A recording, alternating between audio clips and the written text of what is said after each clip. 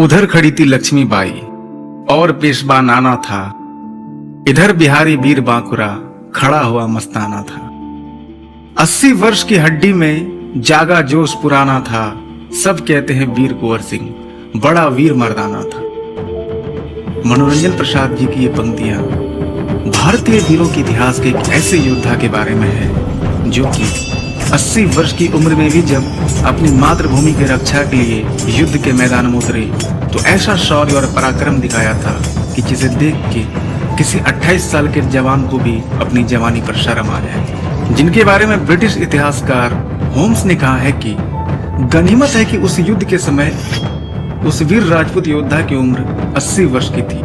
अगर कहीं वे उस वक्त युवा अवस्था में होते तो शायद 1857 में ही भारत अंग्रेजों से आजाद हो गया होगा। नमस्कार, स्वागत है आप सभी का हमारे चैनल अनकहा भारत पर।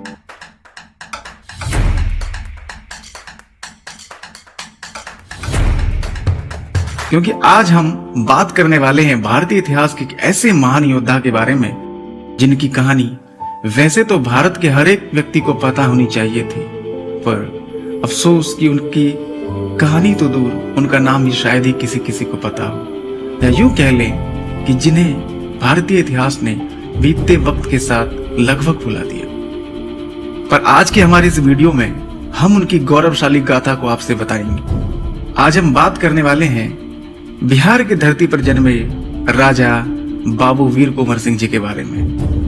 वीर कुंवर सिंह जी का नाम भले ही बाकी भारत के लोगों के लिए अनसुना या अनकहा सा हो, लेकिन बिहार के लोगों के द्वारा यह नाम बड़े ही गौरव और सम्मान के साथ लिया जाता है। वीर कुंवर सिंह जी का जन्म वर्तमान बिहार के भोजपुर जिले के जगदीशपुर गांव में हुआ था। वीर कुंवर सिंह जी का संबंध उज्जैनिया राजपूतों की परमार वंश से है, जो कि मालवा के महान राजा भोज का भी वंश है। जब वे जगदीशपुर के सिंहासन पर बैठे तो हजारों वृक्षारोपण करवाए थे। उनकी रियासत के वन दुश्मनों के लिए किसी चक्रव्यूह के समान होता था, जिसके अंदर घुसने के बाद अंग्रेजों को भूलभुलैया जैसा लगने लगता था। वीर कुंवर सिंह जी ने उन वनों के अंदर कुछ खुफिया रास्ते भी बनवाए हुए थे, जिसके बारे में उनको और उनके भाई अमर सिंह और कुछ विश्वास पात्र लोग वही पता होता था। वनों के इन गुप्त रास्तों से वे प्रांत के इस पार से उस पार चले जाया करते थे। अपने रण कौशल और गोरिल्ला युद्ध नीति, जिसपे चल के छत्रपति शिवाजी महाराज ने भी बहुत सारी लड़ाइयां जीती थी, उसी नीति पे चल के बाबू वीर कुंवर सिंह जी ने अंग्रेजों को कई बार हराया था। कहते हैं कि बिहार के आरा हाउस में जहां उन्होंने अंग्रेजों को कई दिनों तक कैद करके रखा था, वहां आज भी एक सुरंग है जो कि जगदीशपुर तक जाती है, और उसी सुरंग से बाबू कुंवर कई बार आया और जाया करते थे। और युद्ध के समय भी जब वे छापेमार युद्ध करते थे तो अंग्रेजों को समझ नहीं आता था कि कुंवर सिंह कहां से आए और मारकर कहां गायब हो गए। वीर कुंवर सिंह एक जमींदार थे और अंग्रेजों ने उनके एवं जिले के और लोगों की जमीनों और फसलों पर अत्यधिक लगान लगा दिया था। हालांकि कहते हैं कि इस पे चर्चा करने के लिए उन्हें पटना की ब्रिटिश सरकार के कमिश्नर विलियम टेलर ने पटना बुलाया था, परंतु कुछ समय पहले ही उसने पटना के किसी अन्य नेता को ऐसे ही कैद कर लिया था। तो बाबू कुंवर सिंह उसकी बदनीयत को जानते थे। वैसे भी उन्हें अपनी मातृभूमि को अंग्रेजों से मुक्त करवाना था, न कि उनसे कोई समझौता करना। क्योंकि बाबू कुंवर सिंह जी कहीं न कहीं ये बात भी जानते थे कि उनकी गोरिल्ला युद्ध नीति के चर्चे ब्रिटिश गवर्नमेंट के कानों तक भी पहुंच चुकी थी और वे अंग्रेजी सरकार की आंखों में कांटों की तरह चुभने लगे थे, क्योंकि कुंवर सिंह उनके इलाके में अंग्रेजों के साम्राज्यवाद के रास्ते के सबसे बड़ी चट्टान थे। बात 1857 की है। ये वही साल था जब पहले स्वतंत्रता संग्राम की आग देश में भड़की थी। दिल्ली और मेरठ में जो स्वाधीनता संग्राम की ज्वाला भड़क रही थी, उसकी लपटें देश के अलग अलग राज्यों तक भी पहुंच रही थी, जिसकी कुछ चिंगारी बिहार के दानापुर की छावनी तक भी गई थी। और दानापुर की क्रांतिकारी सेना जब जगदीशपुर पहुंची तो बूढ़े बाबा वीर कुंवर सिंह जी का राजपूताना रक्त उबल उठा और वे दानापुर की सेना के साथ जगदीशपुर को आजाद करते हुए आरा के लिए निकल पड़े और आरा जेल पहुंचकर कैदियों को वहां से रिहा करके अंग्रेजी दफ्तरों को उजाड़ दिया। आरा हाउस, जो कि छोटा सा किला था और अंग्रेजों के आराम के लिए सबसे खास था, उसे घेर लिया और कई दिनों तक घेरे रखा और वहां के अंग्रेजी अफसरों तक रसद सामग्री भी नहीं पहुंचने दिया, जिसके चलते अंग्रेजों की हालत काफी खराब हो गई थी।